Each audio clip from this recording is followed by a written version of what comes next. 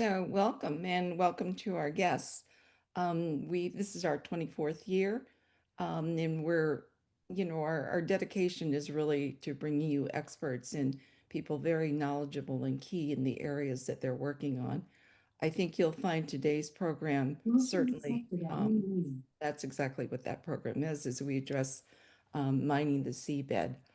Um, we are also, as you know, a panel who put together our programs, and let me just introduce them to you. Amy Friedman, Naomi Marrow, Carolyn Resnick. Our other member, Tyler Beebe, is having shoulder operations. So this time he's not joining us, but we wish him a speedy recovery. So our program, for reasons of looks like lack of vision, planning and prioritization, politics, over-reliance on global economics and trade, the U.S. now finds itself in sort of a catch-up state, especially in its relationship with China.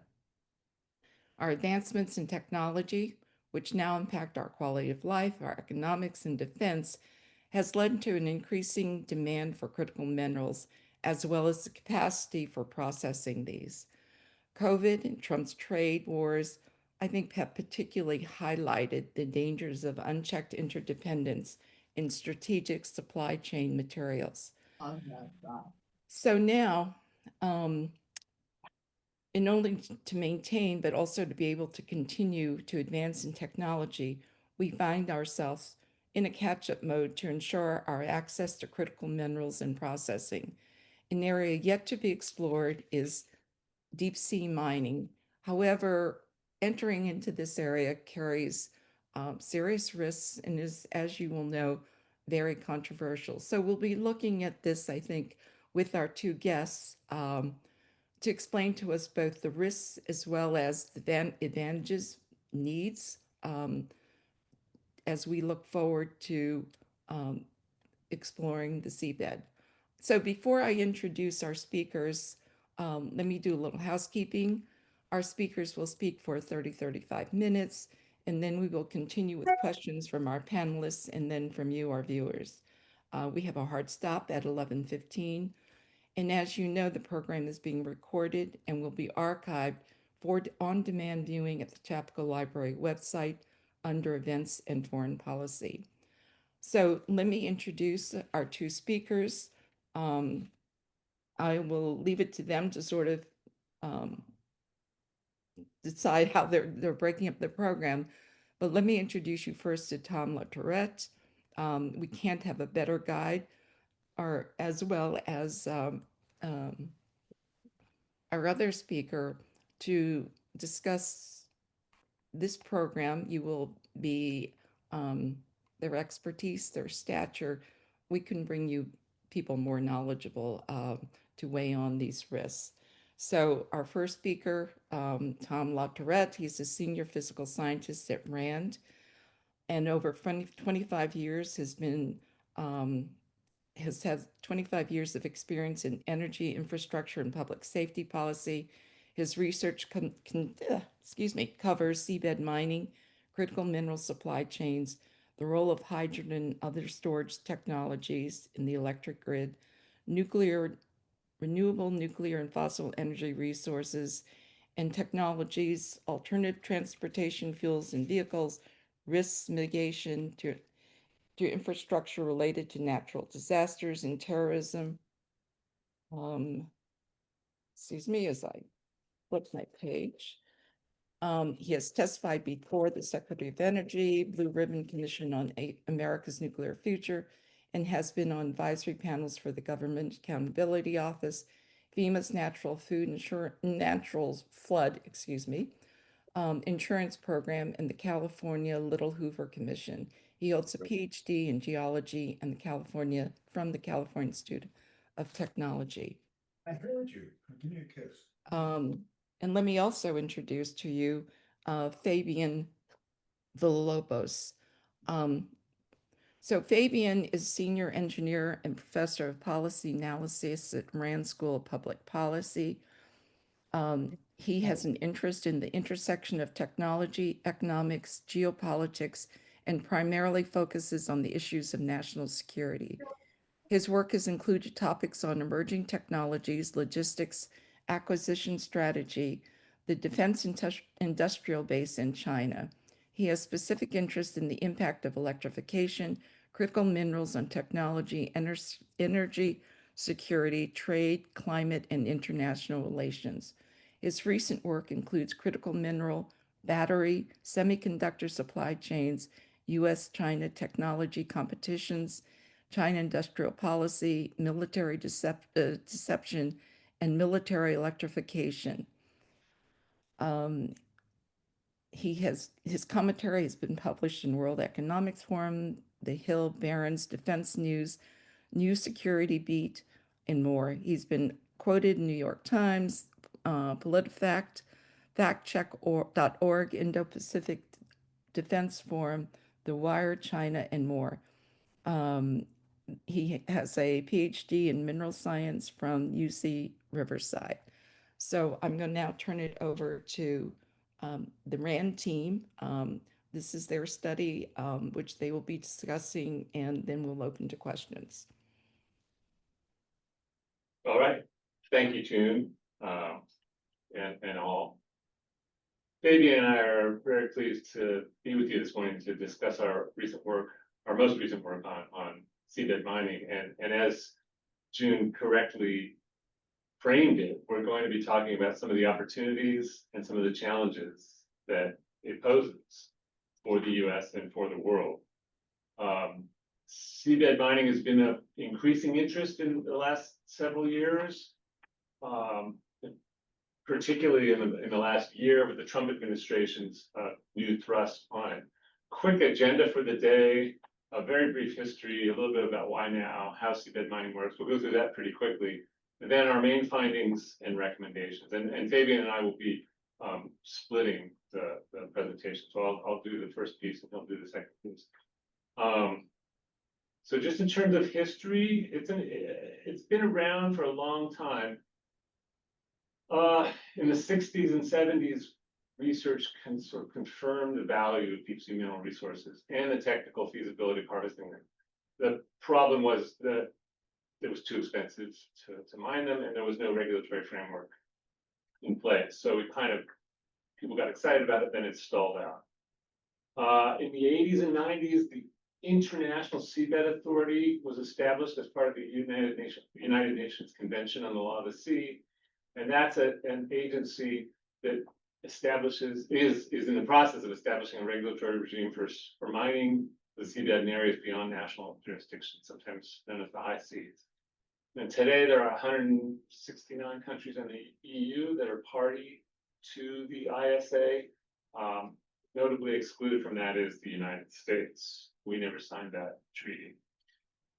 And then from the 2000s to today, the ISA has issued 31 exploration contracts. These are just exploration out in the Clarion, most of them out in the Clarion-Clipperton zone, which is between sort of Hawaii and Mexico in the Eastern Pacific, Southeastern Pacific. The mining regulations are still being worked out. There's no commercial mining happening anywhere in international waters, and really nowhere even in any waters in deep sea mining. Several nations are also exploring mining in their exclusive economic zones. This is a term that comes out of UNCLOS. That means 200 miles from your shoreline. That's an individual country's resources belong to them exclusively. And then very recently, the U.S. activated an old regime for seabed mining in international waters. It's a unilateral regime that kind of caught the world by surprise. So now the U.S. is planning to, considering anyway, mining in areas beyond national jurisdiction unilaterally. So that's where we are now. Why the renewed interest?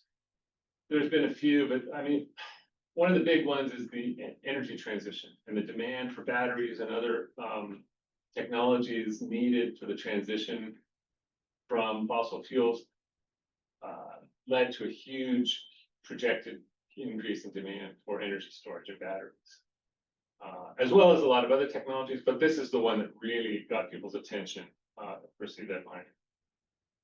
Then the sort of pending implementation of the regulatory regime. The ISA has been working on it for 20+ years. They seem to be close, but they're still not there yet.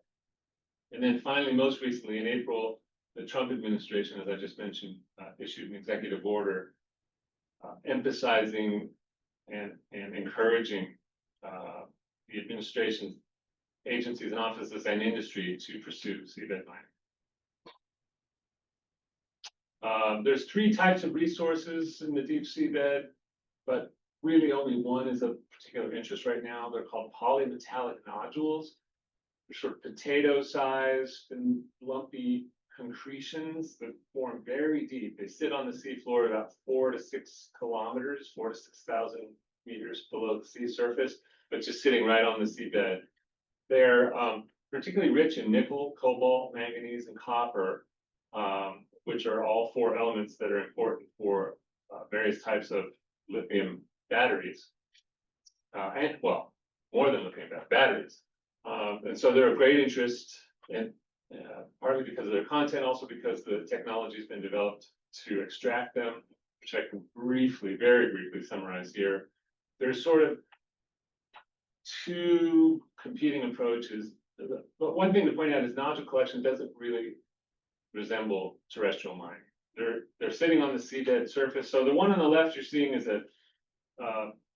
bottom is the seafloor. There's a sort of tractor-like vehicle with hydraulic hoses that shoot the nodules with a jet of water and suspend them and suck them up the hose up to, now it's actually a ship up there, not a platform.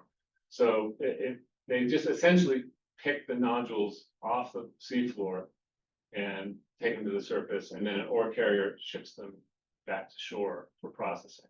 On the right, you're seeing a autonomous robotic vehicle that one company is developing that is intended to pluck individual nodules. There's like, I forget how many, 20-ish arms underneath this with little claws that pick up individual nodules. And that's a competing technology that uses cameras to avoid nodules with life on them, so that it leaves those there and doesn't disturb them, and in general disturbs less of the seafloor as it operates. And they go up to the surface, dump out their load, and go back down and do that more.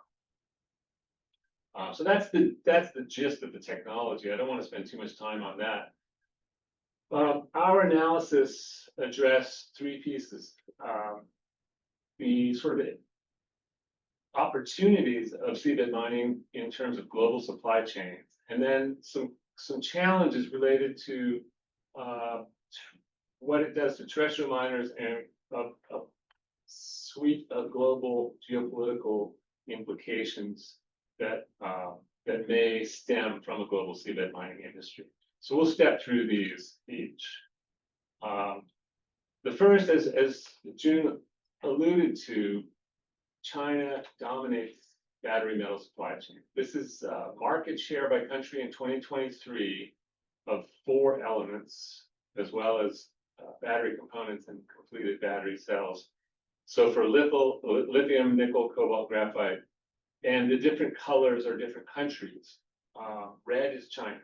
So you can see China is clearly dominating many of the elements and many of the steps. And further, the green and sort of yellow, those are Indonesia and the Democratic Republic of Congo, where most of the mining and processing is actually owned and operated by China. So China's dominance is even greater than the colors imply. That's what the Chinese flags are meant to indicate. So this has become a problem because China has it not only dominates the market, but it also manipulates the market, and it's causing stress and anxiety. They have repeatedly imposed various forms of market manipulations, export bans, price controls, those kinds of things, and it's upsetting the world availability and reliability of supply of these and many other elements. Combined with that, Chinese dominance is, as I mentioned before, the demand for battery metals is projected to skyrocket. What this plot is showing for nickel and cobalt, the multiplier in demand over 2023 demand in 2040. So the darker green is the low estimate, the lighter green is a high estimate for demand in 2040. And For nickel, it's anywhere between 2 to almost 6 times higher, and cobalt 2 to maybe 14 times higher. That's astronomical growth in just 15 years. Really, really quite something. And these metals have got to come from somewhere. So there's got to be greatly expanded mining. Just as an exercise, we did a quick computation of how much of that seabed mining might reasonably be able to supply. So what we're showing here is, again, for nickel and cobalt, 2040, the low estimate and the high estimate for the demand in 2040, the number of mining ships needed to meet that demand. So as little as 3 or 2, 3, I guess, for cobalt, and maybe as many as 30 for nickel to meet the US demand. So the numbers aren't particularly precise, but they're reasonably close. And what this is saying is that a pretty modest number of mining ships could be supplying all the nickel and cobalt the United States needs in 2040. But one piece of this that's really important to point out is all the nodules in the world is not going to help us break out of China's dominance of supply chains if we don't process the nodules outside of China as well. Right now, in fact, China's main game, they don't do that much mining. They do a fair amount, but they mostly import ores from around the world. So one model is all these nodules just get sent to China, processed into intermediate materials and battery cells. And that really wouldn't help diversify supply chains or break our dependence upon China. So it's really important that we look at the whole supply chain, not just the mining. In fact, I would argue that the processing is perhaps more important than the nodules themselves. Because if we have the processing, the nodules will come here. So it's really important that the U.S. and its allies to disrupt the existing patterns of ores being sent to China need to develop processing in the U.S. or in allied countries. Okay, here I'm going to hand it over to Fabian to discuss some of the aspects of seabed mining versus terrestrial junior miners and some of the strengths and weaknesses of each. Thanks, Tom. So within our analysis, we compared some of the broader factors that affect both seabed and terrestrial miners, and it turns out that in this comparison, seabed miners, a prospective industry, might enjoy a couple of advantages over traditional land-based mining.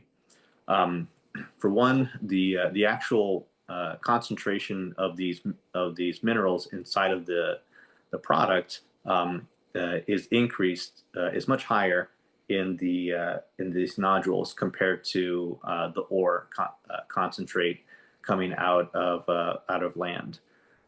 You're also getting up to 4 different minerals within a nodule, as opposed to large amounts of up to 3 minerals in a land-based ore. Of course, you'll also have some trace elements in both, but you'll have larger concentrations of 4 different minerals: copper, nickel, cobalt, and manganese in the nodules. Usually, you only get 3 of those out of a land-based ore, usually copper, nickel, and cobalt. When it comes to infrastructure cost and initial capital expenditures, seabed mining also enjoys some advantages. When we think about a traditional land-based mine, they're usually located in remote locations, and in order to transport the material out from the mine, in order to supply power to the mine, in order to supply water to the mine, there's a lot of infrastructure that needs to be developed in order to support these operations. So you need to build highways, potentially rail. You'll need to build power lines. In some cases, you'll need to build an actual new power supply. So maybe that's a gas-fired power plant or some sort. And as well, and you also need to locate a water source and transport that water to the mine because mines use a lot of water. So when we're talking about a land-based mine, there's a lot of infrastructure, a lot of cost that drives up the price of the final product that they're selling. When we change the concept of operation to an operation at sea, we're not asking these companies to develop a new highway or rail. We're not asking them to develop new power lines. We're not asking them to develop the transportation of water. We're simply asking these companies simply need to produce their extraction technology, whether that's a remote robot or some sort of crawler, and its transport up to the surface to the ship itself.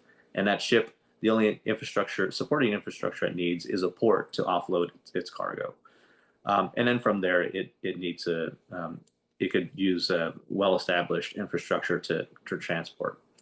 So the cost of getting up and running for seabed mining is much lower in comparison to land-based. Now, when it comes to regulatory barriers, for these same reasons, seabed mining has some advantages as well. In order to build out that infrastructure that I just mentioned, you need to meet a lot of regulatory constraints. There's also potential pushback from local stakeholders who may not want a new railroad or a new transport power line and these other pieces of infrastructure running through their backyards. And so there's a lot of these regulatory barriers from the local level, even up to the federal level, that a seabed mining company just would not face. However, as mentioned by Tom earlier, there currently is no regulatory regime from the ISA to extract these nodules in international waters. Now, that does change when you want to extract these within your exclusive economic zone, within that 200 miles of your border, of your land border. But again, there's not a whole lot of clarity in these in this zone either.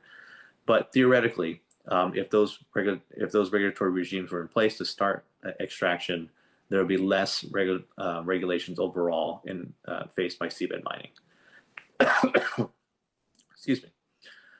When it comes to public perception and opposition, however, terrestrial mines enjoy a slight advantage here, and it's an advantage in terms of familiarity and less uncertainty. When people think about land-based mining, they have a pretty well-established picture in their mind of what happens and what kind of potential impacts there are. When it comes to seabed mining, there's a lot less certainty and a lot more room for not just uncertainty, but also misinformation to spread out as well. When it comes to the threat of substitute products, the products that where the demand signal for these raw materials is coming from, seabed mining supports a few alternative battery chemistries. When it comes to terrestrial-based mines, there's a greater variety of systems that can be supported. When it comes to demand for alternative battery chemistries, however, seabed mining does enjoy an advantage. One example, if we're talking about lithium-ion batteries, a lot of the demand signal is coming from what's termed NMC batteries, nickel, manganese, cobalt batteries. And so if you change that chemistry to something like a purely manganese phosphate battery, then that would be supported by these seabed nodules, as opposed to a land-based mine that's focused solely on copper and nickel and cobalt. Now, seabed mining equipment also has some uncertainty in terms of its operations and its sustainment, while terrestrial mining equipment is well established. So once a mine is up and running, maintaining the equipment with spare parts, repair, and all these things, that's a well-established industry, with a well-established supply chain of its own. But when we think about how a seabed activity might be sustained over operations in the long run, there's a lot less uncertainty because you have entirely new systems that haven't been commercially tested, and there's a lot less certainty as to how much availability of spare parts, what is the concept of operation when it comes to maintenance, how does it affect their operational cycle, and how does that impact their profitability. There's a lot of questions here. And then lastly, when it comes to existing processing of these ores, of terrestrial ores, a lot of these refiners of mineral products have tuned their internal processes and equipment to accept land-based concentrates, and they would have to rejigger and re-optimize their equipment and processes to accept new materials in terms of nodules. Next slide, please.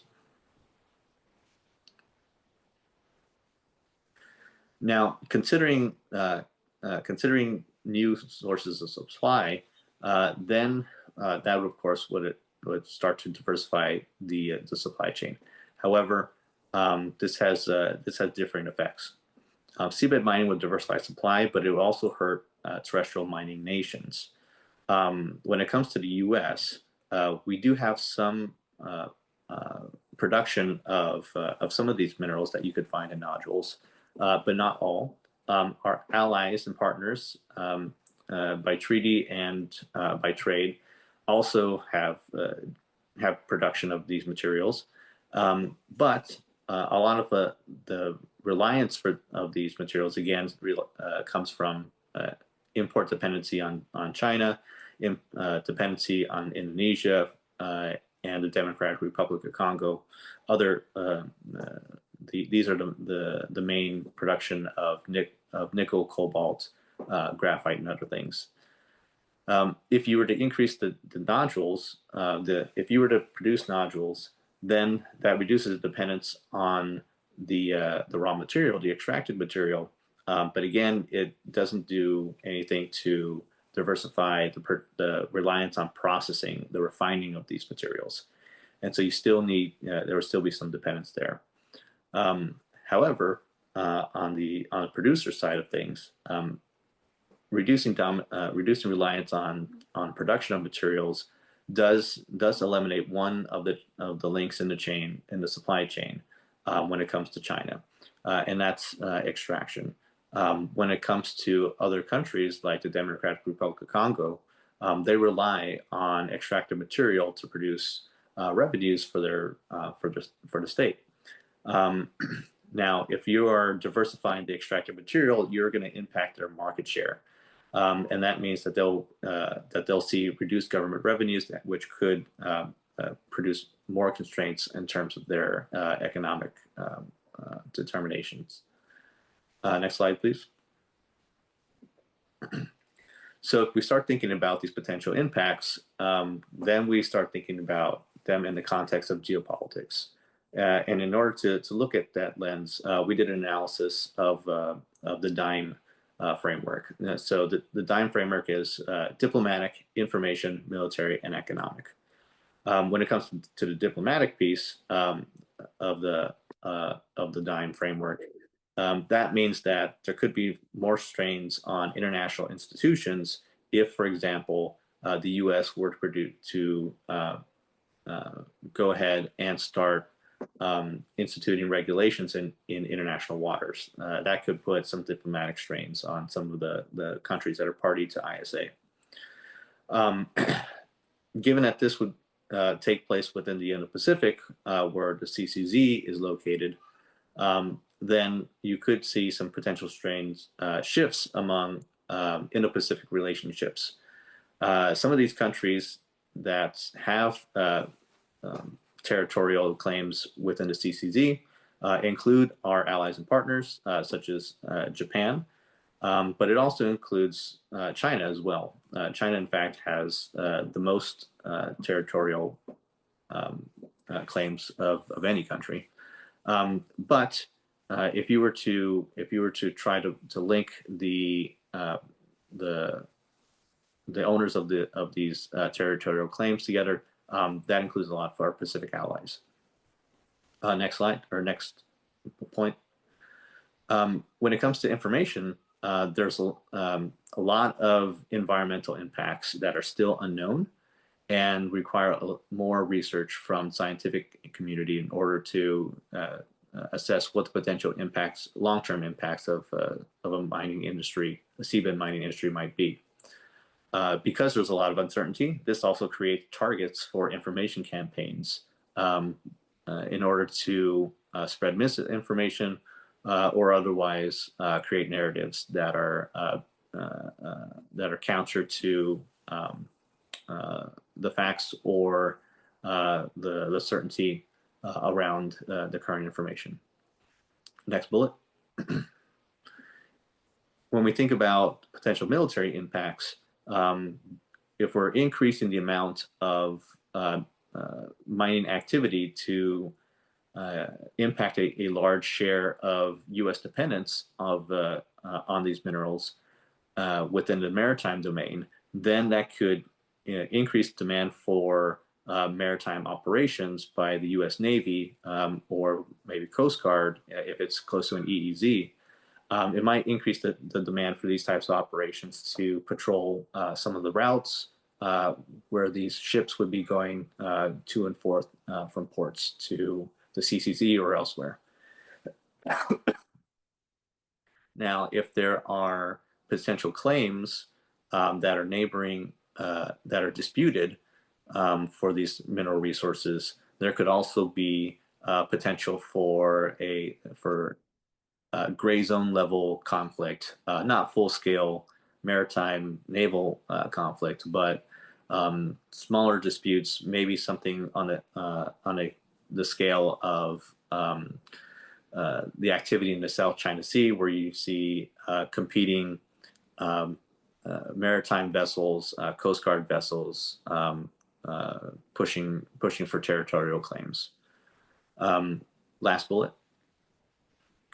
Now, in the economic sense, of course, these new supply would increase, would impact the prices of the commodity.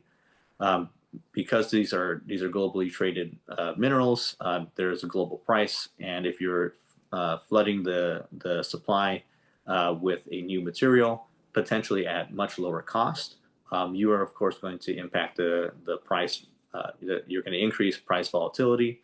That might impact the profitability of land-based mining companies or state-owned enterprises, and you could then start to shift some of the tax and other financial impacts of countries reliant upon mineral extraction for their economies. And then, of course, the regulatory enforcement and environmental monitoring of this potential industry is not mature, and that in itself would have economic impacts as well. And finally, just a reminder, because the U.S. government is not a member of the International Seabed Authority, its influence in some of these areas is pretty limited and would be unilateral in its execution. I'll hand it over back to Tom.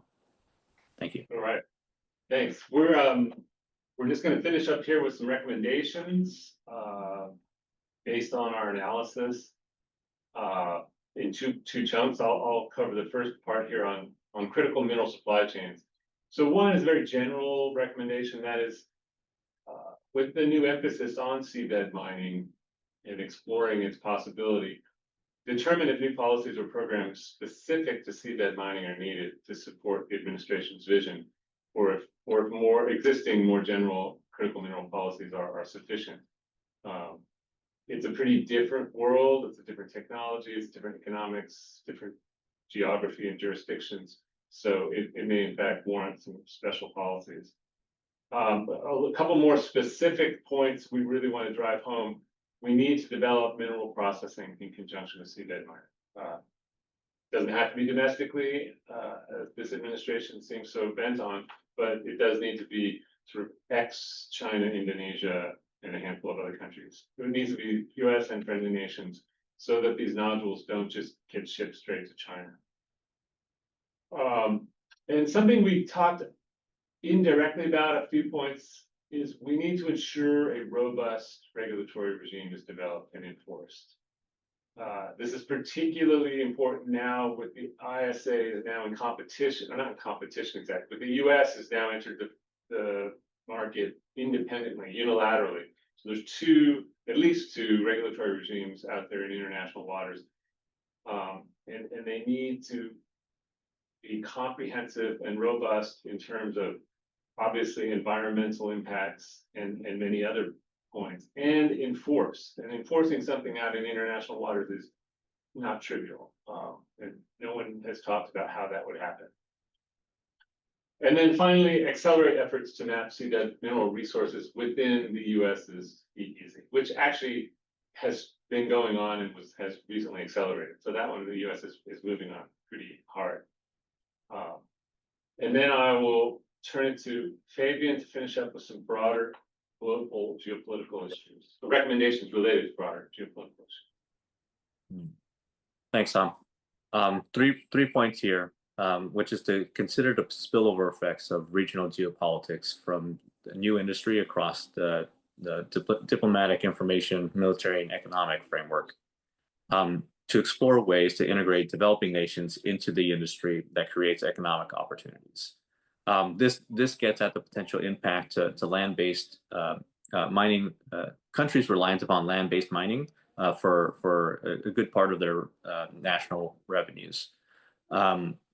Countries like the DRC, countries like Indonesia or others that are reliant upon these will see an impact, and they'll need to be included within a new regulatory regime, perhaps in sort of form of compensation, like is included within the ISA framework, or otherwise. The second is to work with allies and partners in preparation for potential bilateral or minilateral talks, agreements, or other cooperation on seabed mining. Now, there's a group of countries that are interested in further pursuing seabed mining. You could see that in who has territorial claims within the CCZ, and some of them include our allies and partners.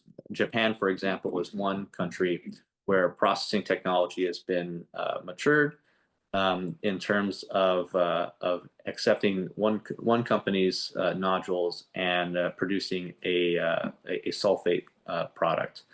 And so it is there's one country that we're allied with that could potentially help fill that processing part of the supply chain.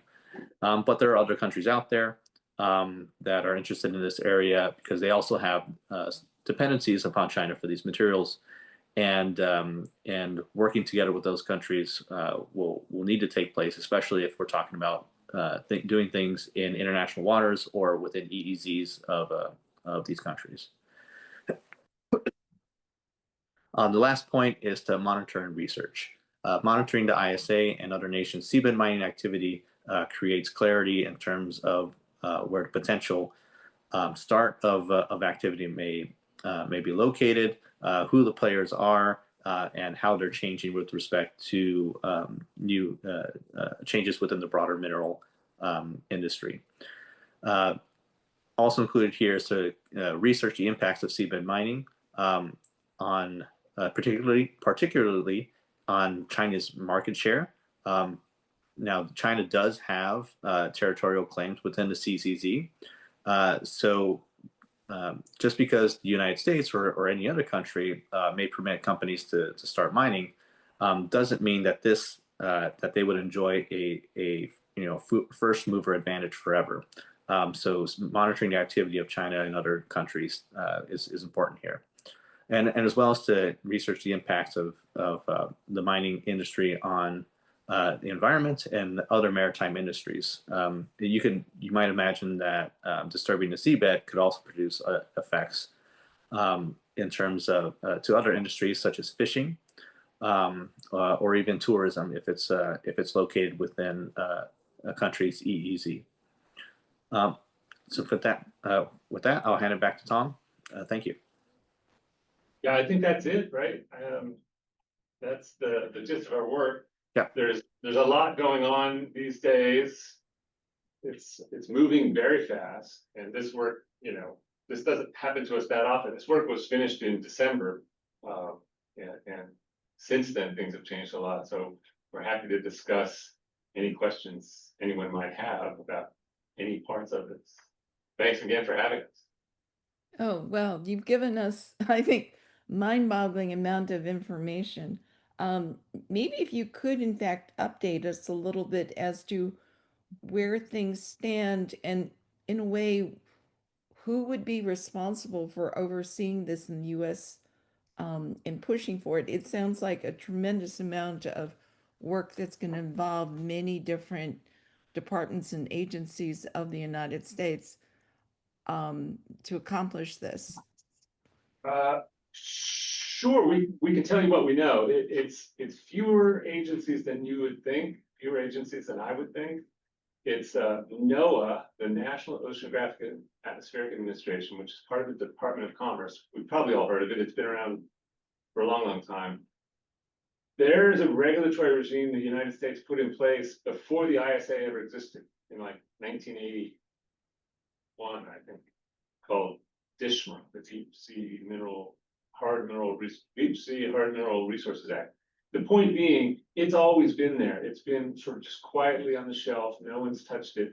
But in April, the Trump administration, in an executive order, basically said, let's dust this off and use that regulatory regime to go mine in international waters unilaterally.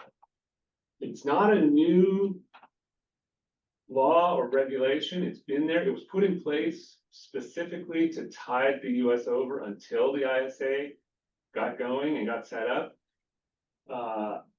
And it was meant to go away once the ISA got rolling, but the ISA has taken so long. And the US just kind of quietly stopped paying attention to that and really didn't pay any attention to seabed mining for 30 years. They've now, like I say, dusted that off, and they're using that. And so NOAA is in charge of managing applications. One US company has submitted 3 applications, 2 exploration and 1 mining application. And NOAA is at the moment in the process of reviewing those applications. I don't know the status of that. They're also doing some minor tweaking of the regulation, but very, very minor, and basically trying to fast track.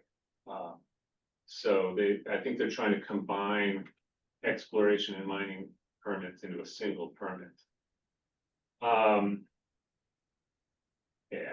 We don't know exactly what criteria they're using. If you read the regulation, it's fairly general. It says something like environmental impact not be bad or something vague like that. So I don't know the criteria they're using specifically. And then another piece of that I find fascinating is if it does get approved and the ISA also gets going, then we've got 2 conflicting regulatory regimes out there in international waters. And specifically in this case, the company that has applied, there aren't very many companies out there. The company that has applied, the metals company, has already got the exploration license with the ISA. And the application to NOAA is for the exact same location on Earth as the ISA application. So they're essentially potentially getting licenses from 2 different regulatory agencies for the same place, sponsored by different countries, which could be fine, could be reconciled. People are careful about it, or it could be kind of messy and complicated. So I don't quite know what's going to happen there. The metals company wants to start mining in 2027, but you know, it's not up to them. It has to be approved by NOAA. This Department of State, as far as I know, is not really involved very much. We're trying to find out more about that. And then the last piece I'll say is within the US's exclusive economic zone, which is, as we mentioned, is an area that's not international. It's where the US, each country has exclusive rights to the resources. A different part of the government there, that's called the Bureau of Oceans and Energy Management, which is part of the Department of Interior. They're managing that. I don't know how much those two agencies are working together. There's an application in with them from a different private mining company to mine off the coast of American Samoa in South Pacific. Again, I don't know the status of that application, but I know that it's in. So potentially, you know, things could be moving pretty quickly. Where are we also in terms of processing development? You mentioned Japan. Are we also working out with other allies? I mean, Japan is, I guess, far away from us. If there was some sort of problem, we would have difficulty just in transportation, wouldn't we? Yeah, maybe. I don't think transportation is a limiting factor in a lot of this stuff.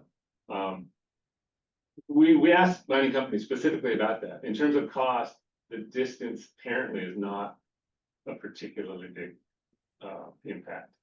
So yes, Japan, also Korea. And it gets complicated, but there are places that can process the nodules now. They just don't do it. They wouldn't do it well, and they couldn't make a lot of money. So they want to do some quick processing, sort of quick and dirty, get some nickel and cobalt out, make some money, generate interest and investment to then develop bespoke processing facilities for nodules in the US. That's sort of the long-term plan of the industry, which I think makes sense if they want to do that. They can't just use Indonesian nickel process. I mean, they can, but they're not going to make enough money, and it won't be economic in the long run. But there's a lot of capital involved in developing processes, and some of these companies don't have that, and so they need to generate more capital investment and a quick turn revenue producing from a standard, quote unquote, standard nickel. A standard nickel processor is making nickel mostly for steel, like the Japanese company that Fabian was referring to, and the Indonesian companies. So they'll use that to get going, and then, like I said, try and generate investment and interest to develop bespoke processing for nodules in the US. So questions from our panelists? Yeah, June, thank you. And Tom and Fabian, thank you for your presentation. Lots of really interesting things that I knew nothing about. I wanted to just follow up though, Tom, your answer to June's question. In the international waters, the applications that are pending, do you know where those are for? It sounds like you do. Yes. So the ones with NOAA, which is for the international waters, technically it's called the high seas. A little bit of trivia. High seas is the technical term. International waters is the informal term.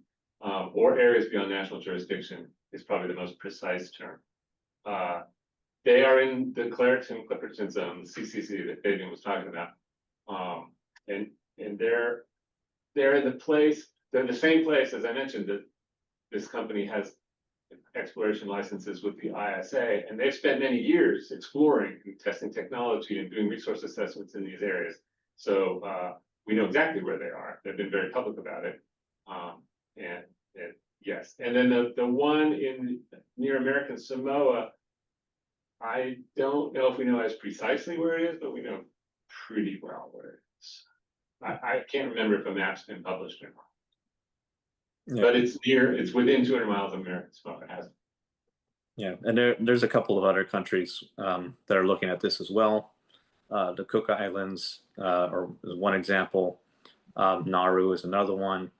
There's also a smaller area in international waters, I think somewhere in the Indian Ocean. Is that right, Tom? Yeah. Where Yeah. there's a couple. Yeah, India's got some contracts in the Indian Ocean, as does China, I think.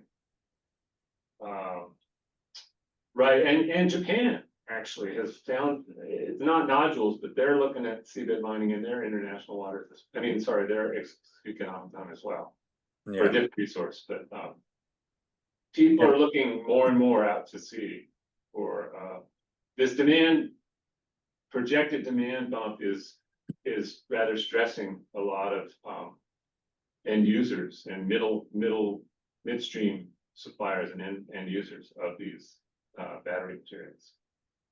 Yeah, Well, and Japan and Korea are two countries that are particularly resource limited. They don't have a lot of resources on their within their jurisdictions. Korea a little bit more so than Japan. Has more mines. However, overall they're largely import reliant on China for these things, and so they're keen on diversifying some their suppliers here. and how much discussion is there in international waters about potential for a conflict or confrontation? I mean, is there discussion about whether there would be a need for naval presence, or the Chinese? Because I'm thinking about the exploration for natural gas and oil in the South China Seas, where you have these overlapping competing claims, and so you have coast guards and navies also getting involved, and these potential flashpoints. Is there much discussion in the security community about scenarios like that? Yeah, some for sure. Probably less than you would think, though, given China's track record. We're concerned. It seems quite possible that not everyone's going to play by the rules. Yeah, if you look at the literature, most of the studies are looking at impact to supply, and diversifying, a way to mitigate a supply disruption scenario where China purposefully restricts material from exports from reaching the U.S. And that's a huge concern because it's happened, and it's still happening, right? But very few studies look at potential other ways where supply chain could be disrupted either by low level conflict, like what you see within the South China Sea, and in particular over resources. A lot of the conflict literature when it comes to resources is focused mainly on land-based mining in developing countries, and disputed territorial claims and these types of things. But nobody really, if you look at the maritime literature, there's less focus on that. You will see some studies on how fishing areas will be impacted. It could impact conflict, but when it comes to seabed mining, this is a new kind of territory, and it's one where our study kind of stands out, because we all these insights that we framed with the DIME framework came from a war game that we conducted. We actually put together a workshop, invited some RAND researchers with expertise in naval operations, regional expertise, country level expertise, as well as some U.S. government participants within the workshop, and came up with these potential geopolitical impacts. And as far as we've seen, nobody else has done that. Right. Yeah. I had a quick question. Thank you. I'm Carolyn Resnick, part of this panel. Thank you very much for doing this. This is fascinating and something about which I knew very little. You talked about alternative battery chemistry. Is that particularly manganese? Is that something that's developing that's going to be an alternative to mining, or is that just a different type of thing? So the battery chemistries are will all any battery chemistry will need raw materials. Right. They'll have to come from somewhere, but depending on which one you use, or how much market share that particular chemistry has within the battery market, will drive suppliers to try and develop projects to meet demand. Mhm. When it comes to the current battery chemistries that are used for lithium-ion batteries, what I'm referring to specifically are cathode chemistries. There are two things inside of a battery, a cathode and an anode, that really have demand for these minerals. But mainly we're talking about the cathode side, and that's the part that has nickel, cobalt, manganese typically. But there are a couple of different varieties of these. A competing chemistry is what's called lithium iron phosphate. So Mhm. there's no nickel, no manganese, no cobalt, right? And this is a chemistry that's dominated by China. So surprisingly, China the same China that dominates production of cobalt and nickel, and a little bit of manganese, they dominate these supply chains. But in terms of battery chemistries that they're producing, they're dominant. They're the dominant producer of lithium iron phosphate because they own all the IP. They own the intellectual property for lithium iron phosphate, and it's increased over the past couple of years from the low 10% of market share to greater than 40% of market share, and it's projected that particular chemistry is projected to keep increasing. It's because iron has a larger market for steel, and phosphate as well has a lot of demand for fertilizer Right. industries as well. And so they have a low cost technology, battery technology, and they own the IP in it. And so you see a lot of Chinese companies focusing on producing these. However, Uh-huh. they also other Chinese companies will produce these different chemistries that have manganese, cobalt, nickel, and they'll simply produce those raw materials for other companies that want to supply those alternative chemistries, those competing chemistries.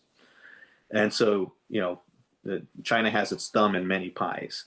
Right. Yes. And now, if you can, the one of the potential opportunities to break dependence on China is to develop a new chemistry that doesn't rely on Chinese inputs. A substitute, right, that competes with the current chemistries. And so if you have something in development like this manganese iron, as opposed to an iron phosphate battery, a manganese phosphate battery. These nodules are mostly manganese. These rocks have the greatest content of manganese, and so if you could come up with a new cheap source of manganese, then all of a sudden you have a supply of a cheap raw material, and these other chemistries that rely on manganese could then have a chance at being commercially viable, undercutting price on not just NMC batteries, but also the lithium iron phosphate batteries that China dominates and owns on all the IP on. And so, you could potentially introduce new chemistries that can compete on price with Chinese prices for these materials. Yeah, it's a very Okay, thank complicated, you. interdependent thing. Battery chemistry is evolving all the time, and one of the big drivers of battery chemistry is cost and availability of materials, and as well as IP and other things. So it's complicated. Like seabed mining could influence the development of the direction of battery technology based on the cost and availability of the material. It's always changing. I mean, this is Fabian's area more than mine, but the battery chemistry is always evolving and experimenting. It's a very, very rich field.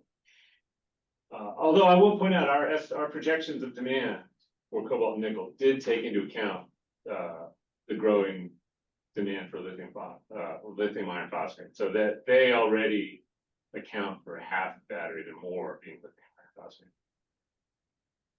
Thank you, thank you, thank you. Naomi? Gentlemen, this has been fascinating. This is a kind of a segue and a long view. Do you have a sense that any of the cuts to universities and research grants are going to, in the long term, impact your intellectual network to move this field forward? Well, in a way, the short answer is yes. I think cutting research in general has long-term impacts, and ocean science is no different. And the old NOAA was an ocean science place, ocean and atmospheric science place. It's less that now. It's been through some major restructuring. I don't really know how to characterize it now, but there's less emphasis on basic science and more emphasis on implementation of policy and activities programs. I think not just at NOAA, but it's similar across the board. So yes, if this trend continues beyond this administration, it could have very long-term impacts. Thank you. There's a couple of areas where you could see the impact. If you're trying to look for a technology solution to your supply chain disruption risk, there's a couple of things you want to do if you want to try to like innovate yourself out of the problem. Mm-hmm. There's research that kind of improves the current access and operations of the current kind of regime, and then there's research that improves the likelihood of a substitute product coming in. So you could look at different innovations for increasing the efficiency of the current operations, right? New manufacturing processes, new refining techniques, new extraction and new exploration techniques to find the materials faster.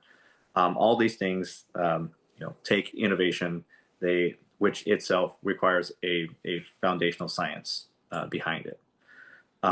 There's also the pipeline of research where you're looking at substitute products that don't rely on these things or could rely on, are less reliant on Chinese sources.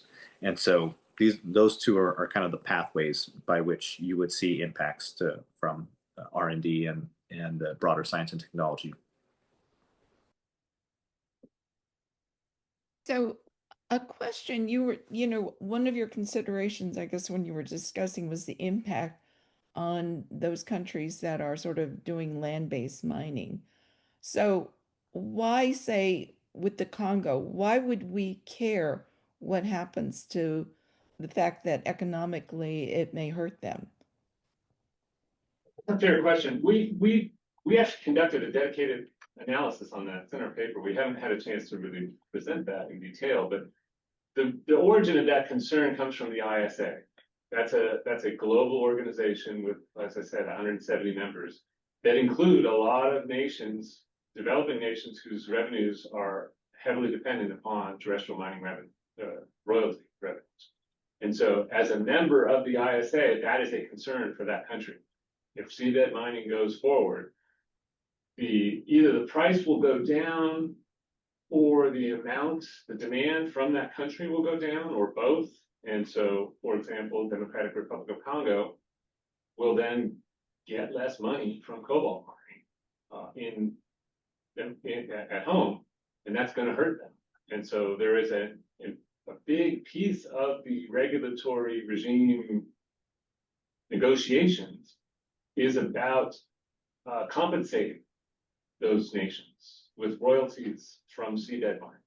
So there's actually a plan to take royalties from seabed mining that the mining companies pay to the ISA, and then give a piece of that to terrestrial developing nation, not just developing nation, but primarily developing nation terrestrial mining countries. But we should add, it's not just developing countries. Canada is concerned, Chile is concerned, other Peru is concerned, other countries with significant terrestrial mining, they're all going to be hit by shifting supply essentially from terrestrial to non-terrestrial. So that's where the concern comes from. From a sort of national policy question, why does the U.S. care about the Democratic Republic of Congo? I mean, that's a little harder to answer, but nobody wants to make enemies, and I think particularly Congo, where we're sort of competing with China for business in that area, we don't want to, we want to make sure, as Fabian was alluding to, maybe getting them involved in some other way, maybe putting a processing plant there, or something like that to keep them in the market, keep revenues flowing. That I think that's the main point.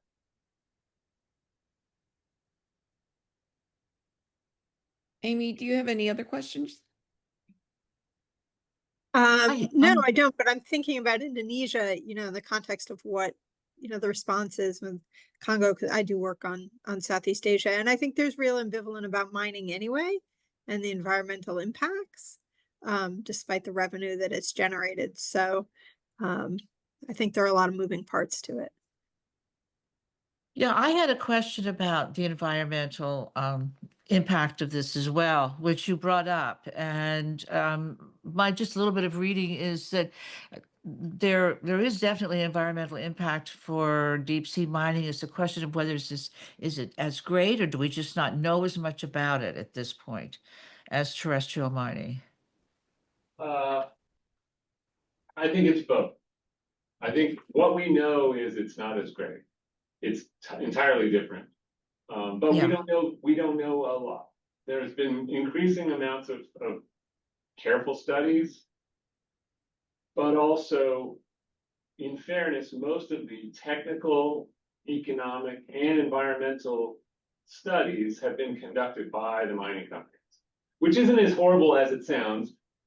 A lot of times, the companies are the ones who have the resources to do these things. Governments don't always have. It's a very expensive thing to go down here, 4,000, 5,000 meters and explore.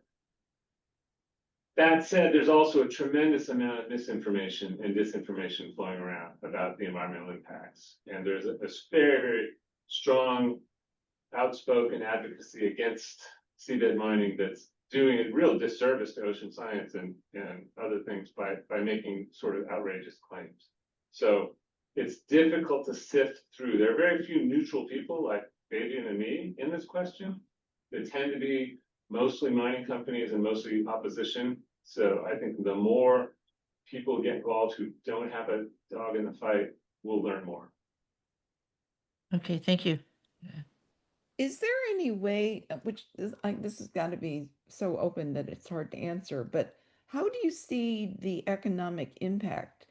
I mean, does the United States, I mean, I guess we've been looking at it in terms of we need these minerals and to be able to process them and in competition with China, but are we also expecting that this is going to be, an economic, I don't know, you want to call it boom, but a positive for the United States as well?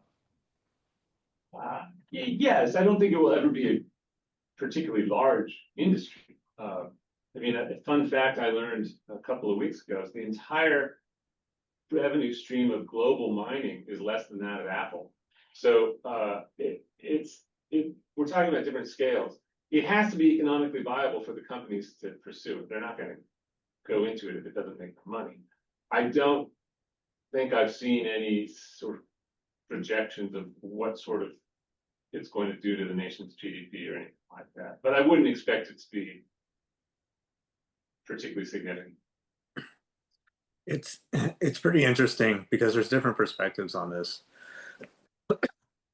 The U.S. Geological Survey recently announced a new critical minerals list, and it was developed because, and there's a new list every 3 years because they reevaluate things, but they also used a different methodology to produce that list. And that new methodology takes into consideration impact to GDP. And you could see, a different ranking of these minerals than they had before. It's mostly the same minerals. I don't think there's too many new things that got added besides copper being one of them. But you look at the impact of the rankings, and you can see that this new methodology does shift priorities a little bit. So if we take into consideration broader impacts to U.S. economy, things move up and down according to the industries that they support. And right now, there's a kind of a nascent electric vehicle industry that's was projected to grow, but I think that those projections are probably have to be recalculated with changes to policies like the legislation like Inflation Reduction Act, tax credits. But you could look at these areas and say, okay, if we do have a larger electric vehicle sector of the auto industry, the auto industry itself does contribute quite a bit to GDP. Not a huge amount, but it's got a decent percentage. And within that, part of it is electric vehicle and hybrid, which also rely on these batteries. Within that, you have NMC batteries or NCA batteries, and these things that have cobalt and nickel in them. And from there, you could start to tease out what the potential contributions to GDP might be. And this is all in a broader context of competition with Chinese industry. So there's tariffs that were put up on 100% tariffs on Chinese electric vehicles that were put up under the Biden administration. That was due in part because of the cheap prices of electric vehicles coming out of China, because there's of the subsidies that they enjoy from a state-led economy that uses a lot of subsidies in different forms that lowers the price of the products of Chinese companies.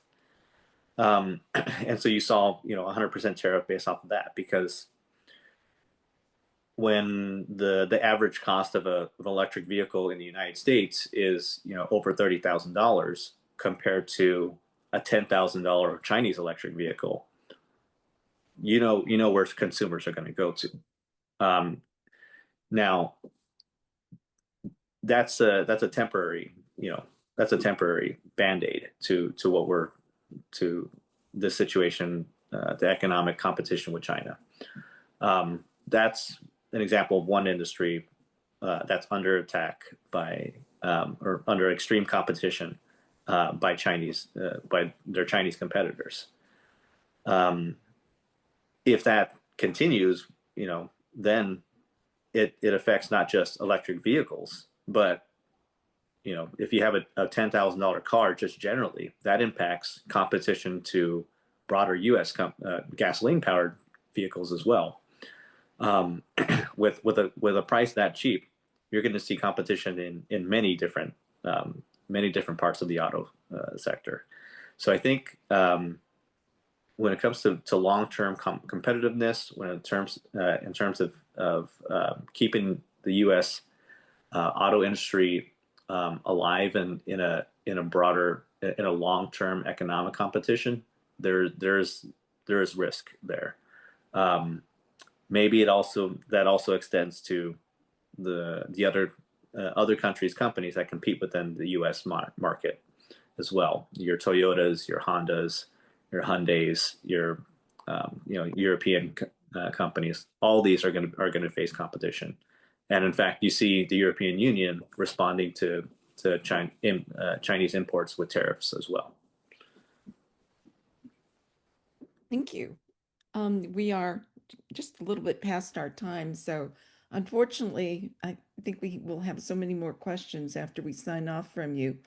But very much appreciate the fact that you've really, I think, exposed all of us to a lot of information and things that we're going to have to watch and think about going forward. So thank you very much for building that foundation for us. And to our audience, please join us on October 20th. We're actually going to be talking now about the Arctic, and the Arctic, a geopolitical, energy, and resource hotspot. So I think you can actually see that our next topic is going to tie in very strongly with what we've been talking about here as well. Our speaker will be Robert Autong, who's a professor of sustainability and international affairs at George Washington University, where he also serves as the director of Sustainability Research Institute. So please join us then. And gentlemen from RAND, thank you so much for joining us, informing us, and giving us so much to think about. Thank you. Thank You're you. welcome. Thank you very much. Thank you for You Thank took you it for up. having us. Thank you.